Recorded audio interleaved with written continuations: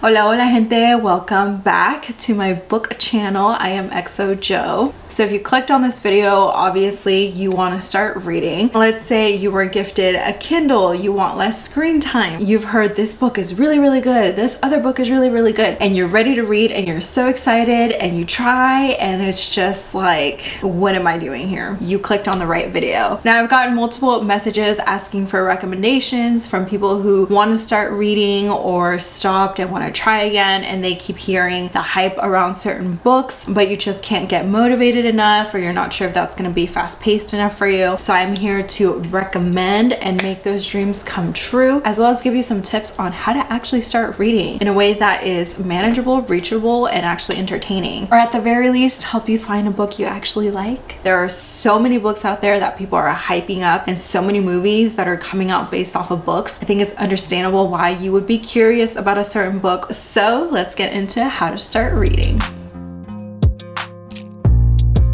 And don't worry, I'm gonna give you some fast-paced, highly recommended books to get you into reading and hopefully kickstart your reading habit. If this is your first video or your fifth, make sure you hit that subscribe button. It helps the channel out so much. You'll get all these amazing book recs and continue to have fun drinks here with me every week. So you've got your Kindle, you've got your library card, or you have books that you have in mind that you want to start reading, but you just can't focus, you can't sit there. The very first tip I'm gonna give you is to start via audiobook. Audiobooks are a great way to push yourself in a story, especially if it starts off a little bit slow or you just can't focus on the page. An audiobook will push the plot forward because the narrator is telling you the story. I can definitely tell you I have gotten through some very slow books with the help of audiobooks. There are some books that were just so good and I was so happy to finish, but the first 40% or 70% are just so slow. There were pieces I was like, this is snail pace, not action packed enough for me. I know that my mood reader self is going to drop this book if I don't keep going some other way. An audiobook is just the perfect way to help you get through a slump. With an audiobook, you can adjust the speed. I normally listen to an audiobook at 1.5 instead of its normal speed at 1, and if you need to go slower or if you need to go faster, you can adjust so much of the narrator's speed. Maybe there's a book out there that's super popular that you keep hearing about, like Where the Crawdads Sing, A Court of Thorns and Roses, or even Babel, and you've just heard really amazing things about them, but the truth is they're very slow. While so many people love it, a lot of these books can be very slow. They have a lot of world building, or there's a lot of character introduction that needs to happen before the plot actually gets going. And so an audiobook will actually help you get there. I actually have had a few friends that wanted to get back into reading, and I recommended audiobooks for them just to test it out and see if they would like it, and all of them got back into reading by using audiobooks first.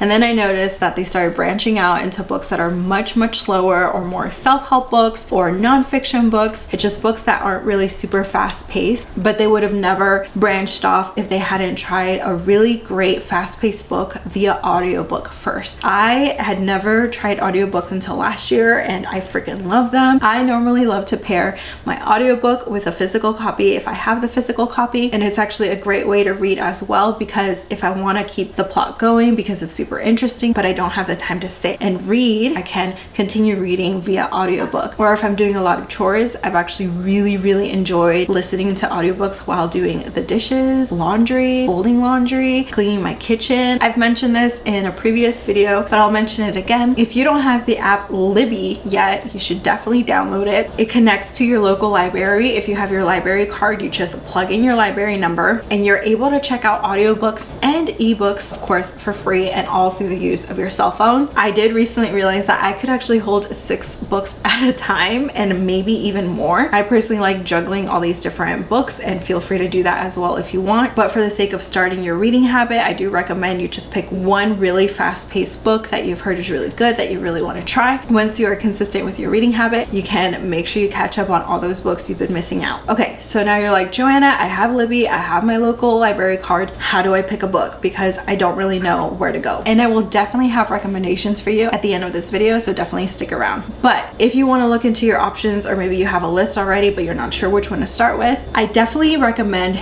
you pick a person or a genre or a theme that you really want to try. The reason I say person is because there are a lot of memoirs out there nowadays nowadays. I definitely recommend you look at what type of shows have really caught your interest. Do you really like thrillers? Then maybe you should try a thriller book. Do you really enjoy true crime? Because there's so many really good true crime books that never make it on screen. Do you want something more lighthearted? Try a rom-com. Try a really cozy YA. I just definitely recommend you look into what genuinely piques your interest. I mean, just because you've heard Pride and Prejudice is really good, it doesn't mean you have to start with a classic. You will figure out what other genres you like and you will explore new genres. I just really recommend you start with something you know you like and go for it. For me, since I was super interested in fantasy, I really did enjoy fantasy books and para-romance when I was really young, and that launched me into reading. And now I'm reading more speculative fiction, adult fiction, nonfiction, and it took time to get into it. Definitely just because someone says it's really good, it doesn't mean you have to read it. Pick something that you think would be really interesting and catch your attention and go from there. My third tip, why are you reading? What is actually prompting you to want to read more books? There are a few reasons I've heard from people. One person said they want less screen time. They don't really want to keep watching TV all the time or be on their phone all the time. So that's their motivation, is cutting screen time. Someone else told me that they really loved reading back in the day and then they just got so away from it and they miss it again, but they don't know how to go back. They just know that they want to relaunch their reading habit, and so that's their goal. Another person told me that they just keep hearing really good things about these books and they feel like they're missing out. I definitely recommend asking yourself and really pondering, why do I want to start reading? Am I just curious about this one book? Do I want to make it more of a habit? Do I want to be more intentional with my time? And remind yourself of that goal and just enjoy the book you're reading, right? If it's just that one book you really want to try because you heard it's so good, fine, just read that one book and try it out and see if you like it. And if you want to get into more of a habit, remind yourself that this is supposed to be fun. It's not that you have to read a certain amount of books because everyone else is reading 1,000 books. And I mean, that's really coming from me too. I have a book page on Instagram and I have a book channel. So you would think that I would also feel pressured to hurry up and read all of these books. But a huge reason I was able to launch this book channel is because I learned not to be swept away with the fear of missing out or the pressure of having to read all of these books, but remind myself that I have a lot of fun reading these books. I love feeling them. I love getting super excited and connected with fictional characters, and also having conversations with other people who have read the same book and see things I don't see. Whether they like or dislike the book, it's been really fun to talk to other people about it. Make sure you enjoy your book. If you don't like it, if you're not feeling this book, it's okay to drop it. There are way too many good books out there for you to waste your time reading something or forcing yourself to finish something that you don't want to. Not only that, but chances are you probably will not finish a certain book if you're not feeling it. If you don't like what you're reading so far and you're like, you know what, I can't move on into the next book until I finish this one, you're just never gonna move on to the next book because you're never gonna finish that one. So definitely be picky, enjoy your book, remember why you're doing it, and just have fun. Okay, my fourth tip. Follow some bookish people. So you're here on my channel, please subscribe. And I'm sure that means you're looking for some suggestions or recommendations, someone you trust or someone whose taste is similar to yours or who will challenge your taste. Definitely follow people. Just because it's popular online, it doesn't mean it's actually good. So you should follow a variety of people to get a variety of suggestions and maybe some motivation. Because if you're the only one reading this book, suddenly you're not the only one who's reading that book when you join a book community. And you're able to see all these different suggestions and hear a variety of opinions on all these different books. Here on this channel, I want to be as honest as possible. I want to make sure I let all of you know when a book is really slow but worth it at the end, or when a book is really fast-paced and really great, or when it wasn't that great but maybe it is for you. I'm just giving my opinion. But the more people you follow that are being honest and give a variety of suggestions and opinion, the more you can actually find what works for you. Now for the good part. I do have some suggestions for you. These suggestions are really for my reader newbies, but if you have been in a reading slump, you can definitely take any of these suggestions as well. Here are 3 memoirs you can really try. I have recommended this almost in every single video because it was incredible, and that is Trejo by Danny Trejo. You will follow his incredible redemption story as he recovers from drugs, from crime, and from family trauma. You will like this book if you want to learn more about our prison system system, about family recovery, about addiction recovery, a true redemption story, and it's definitely fast-paced, has a ton of stuff that goes on, and opens with a bang and ends with a bigger bang. I definitely recommend this memoir if you've never read a memoir before but you want to start off something really amazing. His memoir is incredible. The other one that got so much attention, so much hype, is Jeanette McCurdy's I'm Glad My Mom Died. You're gonna like this book if you want brutal truth, a lot of dry sarcasm, if you really want to hear someone's honest story on an abusive home, if you want to understand what it means to not have a relationship with your parents. This story is a healing story for Jeanette. It is filled with so much and told in present tense. So as we go through Jeanette McCurdy's ages, starting at age 3 or 4, we are hearing Jeanette's voice at each age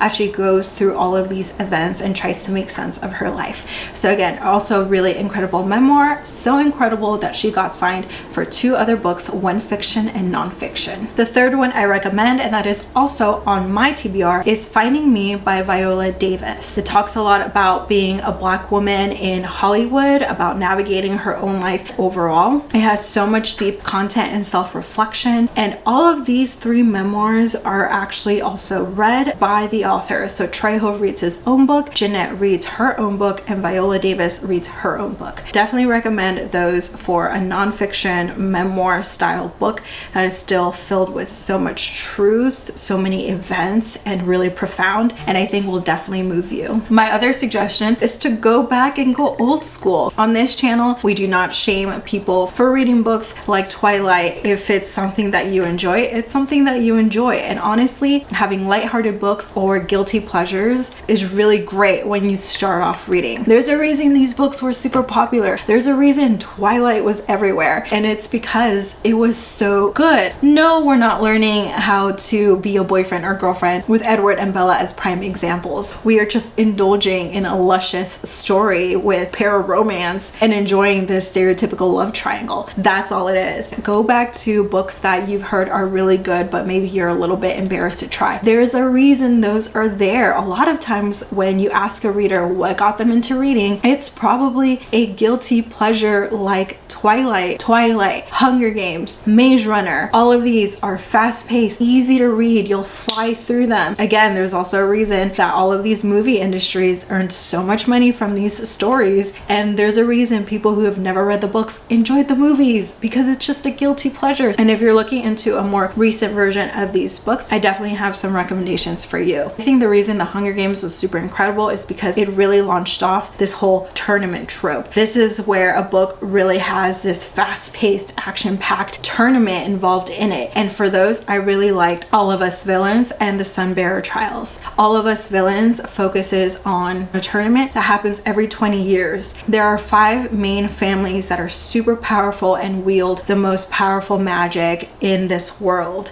And each of them have to provide a champion, which is basically a kid that enters this tournament and has to kill all the other champions so that their family can hold the most power. What makes this tournament different is that there's a tell-all book, so basically like this whole gossipy book that spills the tea on every single member, on the dirt they have, on their weaknesses, on their strengths, on family secrets and things you did not expect. And now for the first time, champions have info on the other families that they've never known, and the public is made aware of this tournament and how bloody it actually gets and how messy it gets. It's a really fast-paced book with a little gossip book within the book. It was really good, and I just sped through it so fast. If you do this audiobook, there are multiple narrators in the story, and they do such a good job because this book is told from multiple perspectives. The Sunbearer Trials, I've mentioned before, is also a tournament trope, but it is considered a Percy Jackson meets Hunger Games, but Mexican. It has a different type of lore because it focuses on Aztec lore. It focuses on Teo, who is actually transgender, and so this book is also LGBTQ. Teo is considered a J god, which is a very low ranking god compared to the gold gods. Every 5 years, I believe, there is a tournament, and these gods have to compete to be the one to rekindle the sunstone. How do you rekindle it? By using the death of the lowest ranking god in the tournament. And while normally they pick golds all across the board,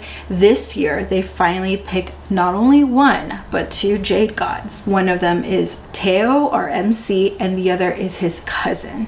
And so now they're launched into this awful tournament where if they lose and if they are ranked last, which everyone expects them to, they will be sacrificed as an honor to refill the sunstone that keeps their society safe from obsidian gods, the dark ones. And of course, everyone expects golds to win, and so it's basically a goodbye to Teo, or is it? This one is so funny, again, fast-paced, filled with so much lore, but it's also very real despite it being very funny. I absolutely love this book. It made it in my top reads of 2022. So other than tournament tropes, there are retellings that are dark, luscious, or guilty pleasures that are easy to read, like A Curse So Dark and Lonely that I just sped through, and almost everyone I've talked to that has read this book, this Beauty and the Beast retelling, said that they binged read it. That is just so good. So that's kind of a guilty pleasure and focuses more on romance that's more recent. There's also Six of Crows, which I've recommended to a lot of people, that actually has a heist. This one does have a lot of world building, but like I said, there's a heist. There are really lovable characters and there's multiple point of views. All in all, I just recommend you look into YA, and what makes them really good is that they are really entertaining. Now, a really cool sci-fi recommendation is actually World War Z. Perhaps you've seen the movie World War Z. The book is drastically different. However,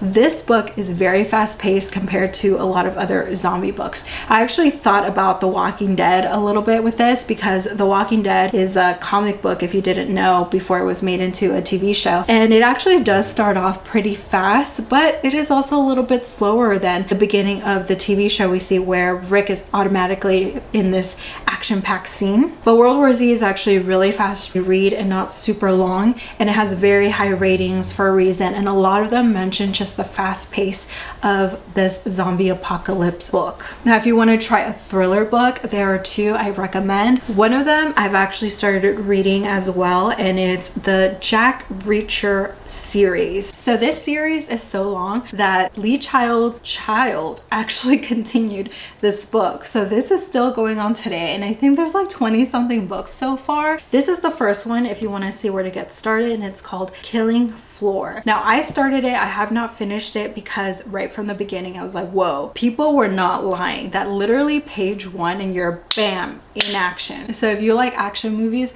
like John Wick, or even something like The Peaky Blinders, where it's just filled with crime and action and filled with vigilante type of justice, this book is definitely going to be for you. It focuses on an ex-military policeman who's pretty much on his own and a drifter and keeps to himself when he's arrested for a murder. He did not kill anyone. He is completely innocent, but he knows no one, absolutely no one will believe him. So he has to go off on his own, breaking some laws along the way to prove that he's actually innocent. And so this is basically all Jack Reacher books, and it even became a TV show with Tom Cruise, although I've heard that's pretty different than the Jack Reacher in this book. But again, if you really like action movies, action-packed scenes, this book is for you. He's like a Batman, like Matt Murdock from Daredevil, breaking rules, morally gray, badass on his own, just a lot of action. The other book I've heard that's really good, that I've heard a few trusted booktubers both love and hate, but to me it just sounds like a good guilty pleasure read, is called The Wives.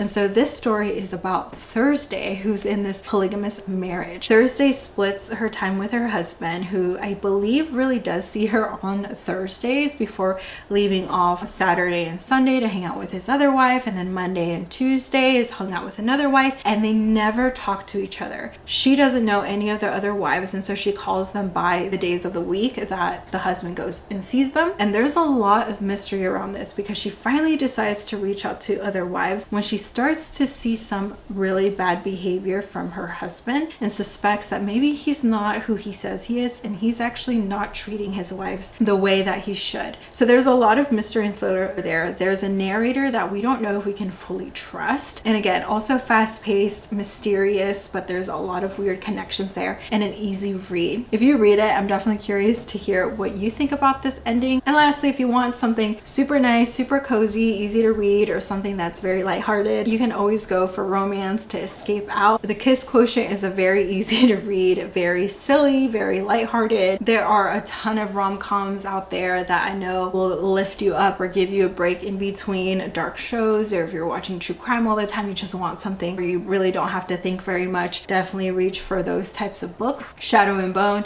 which was made into a recent TV show, is also a book. Very easy to read. It's one of the author's more early works compared to Six of Crow or Hellbent, that gets way more action-packed or darker, because the other books are dark academia, but again, slower paced. Definitely try something like Shadow and Bone. And again, pick any one of my recommendations, give it a try, see how you feel the first 5-10 chapters or so, depending how long they are, but all of these should be relatively quick. And if you're not feeling it, if you're just not liking it, if the audiobook isn't keeping you engaged either, switch over, try something new. But I definitely hope one of those books will launch you into that reading habit that you're looking to build. I hope you really like them. Thank you for hanging out with me, and I will see you in the next video. Bye.